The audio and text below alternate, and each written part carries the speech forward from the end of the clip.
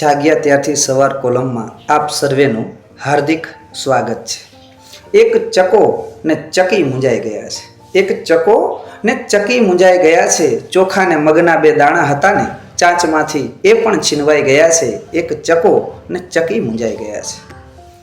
Computer mobile TV છે સોંઘા પણ એની રંધાય નહીં ખીચડી. ચકા ને ચકીના જીવન પર ત્રાટકી છે મોંઘવારી નામે એક વીજળી. 5 સ્ટાર મોલના ફાલેલા જંગલમાં નાનકડા સપના ખોવાઈ ગયા છે. એક ચકો ને ચકી મૂંઝાઈ ગયા છે.